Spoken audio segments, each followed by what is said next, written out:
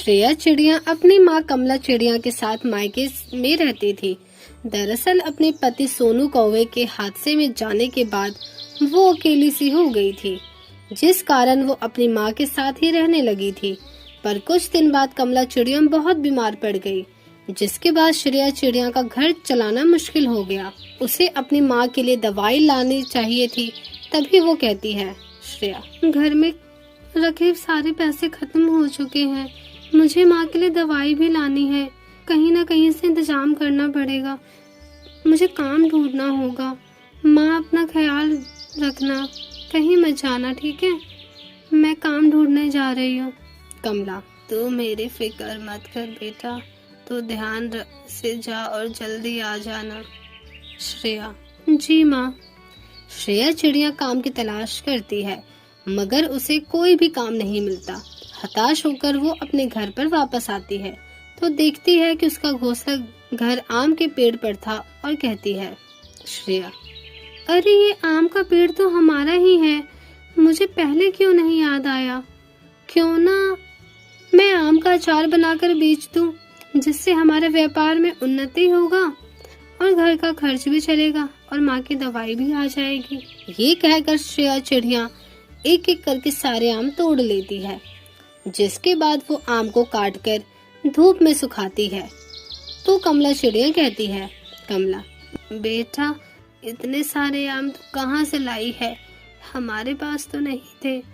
श्रेया, माँ भूल गई हो, दादा दादी ने आम का पेड़ लगाया था, जिस पर आज हम इतने अच्छे से रह पा रहे हैं। बस ये वही आम है, इतनी परेशानी हो रही है, इसलिए मैंने सोचा आम का अचार बनाकर बेचूं। आप तो जानती हैं मैं कितना अच्छा अचार बनाती हूँ और यहाँ कोई बेचता भी नहीं है। कमला, ये तो बहुत अच्छी बात है श्रेया बेटा, मैं तेरे साथ हूँ, ला मैं भी अचार बनाती हूँ, मसाला तैयार कर लेती हूँ। श्रेया, माँ आप आराम करो, मैं सब कर लूंगी। कमला, अरे बेटा करने दे।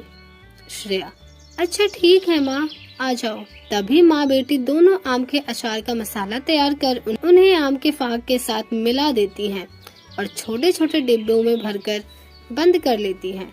अगले दिन ही श्रेया चिड़िया उस अचार को जाकर बेचने लगती है। श्रेया, आइए आइए, आम का अचार खाइए, खट्टा चटपटा आम का अचार खाइए, जो बेहद सस्ता और बढ़िया मसालों से तैयार हुआ है।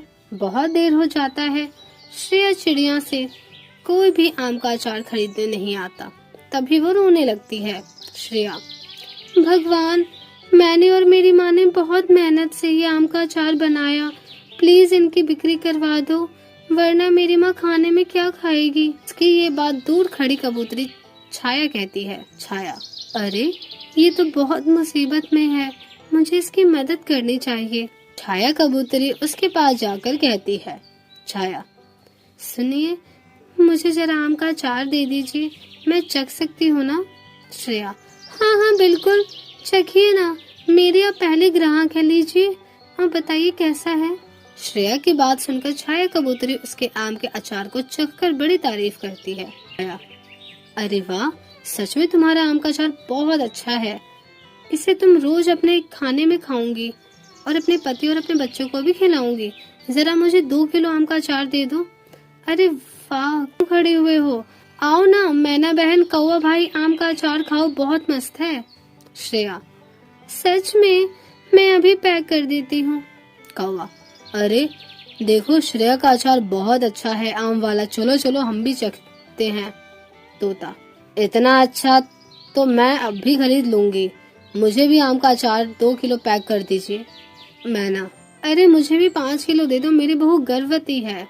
श्रेया, आपसे तो थोड़ा सा इंतजार कीजिए, मैं सबके लिए आम का अचार पैक कर देती हूँ। तभी 1 घंटे के भीतर ही सभी पक्षी श्रेया का आम का अचार खरीद लेती हैं। उसका सारा आम का अचार बिक जाता है।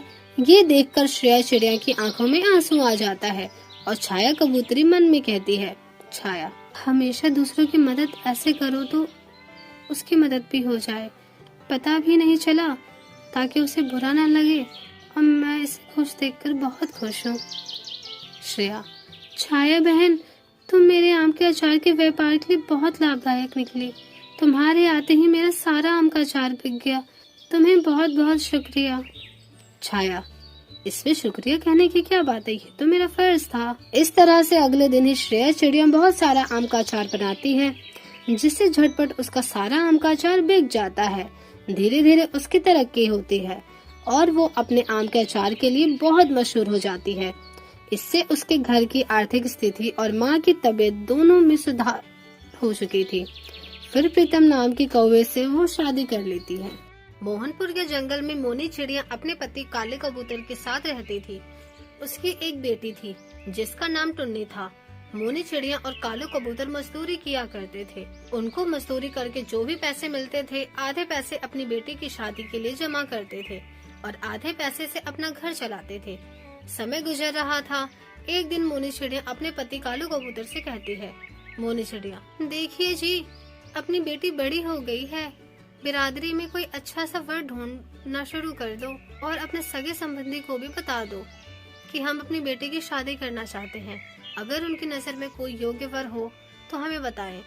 यदि हम लोग किसी को भी कुछ नहीं बताएंगे तो उनको कैसे पता चलेगा कि हम अपनी बिटिया की शादी करना चाहते हैं। कालू कबूतर, मोनी, तुम बात तो सही कह रही हो, लेकिन अभी हमारे पास इतने पैसे कहाँ हैं कि हम अपनी बेटी की धूमधाम से शादी कर सके, और दहेज भी तो देना होगा। इतना सब कुछ कहाँ से होगा। मोनी चिड़िया, टुन्नी के पापा, अब हम इस तरह से अपनी बेटी को कितने दिनों तक घर पे बिठा के रखेंगे। कुछ तो करना ही होगा। तुम ऐसा करो, साहूकार चील के पास जाकर कुछ पैसे उधार ले आओ। धीरे धीरे हम उनका उधार चुका देंगे। कालू कबूतर, ठीक है, मैं कल ही उस चील के पास जाकर उससे बात करता हूँ। कालू कबूतर मोनी चिड़िया की बातों में अपनी सहमति जताता है और अगले दिन साहूकार चील के पास जाता है। कालू कबूतर, साहूकार जी, अब मेरी बिटिया बड़ी हो गई है। मैं अपनी बिटिया की शादी करना चाहता हूँ, पर पैसे थोड़े कम पड़ रहे हैं। अगर आप उधार दे दें तो मैं अपनी बिटिया की शादी धूमधाम से कर पाता। कोको चील, ठीक है कालू कबूतर, पैसे तो मैं दे दूंगा, पर तुम गिरवी रखने के लिए क्या लाए हो।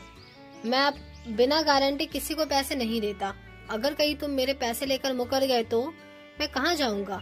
यदि तुम्हारे पास कुछ है तो तुम अपने गिरवी रख लो, पैसे ले जाओ। कालू कबूतर हमेशा की तरह निराश मन से अपने घर वापस लौट जाता है और सारी बात मोनी को बताता है। मोनी चिड़िया, अब क्या होगा जी, हम लोगों के पास तो गिरवी रखने के लिए कोई सामान नहीं है। क्यों ना हम ऐसा करें, अपना घर साहूकार के पास गिरवी रख दें। कम से कम अपनी बिटिया का घर तो बच जाएगा। हम और ज्यादा मेहनत करेंगे, फिर साहूकार का कर्ज चुका देंगे। अगले दिन कालू कबूतर चील के पास अपना घर गिरवी रख देता है और उससे पैसे ले लेता है। फिर अपनी बेटी के लिए अच्छा रिश्ता ढूंढता है और जल्द ही टुन्नी की शादी चंदू कौवे से हो जाती है।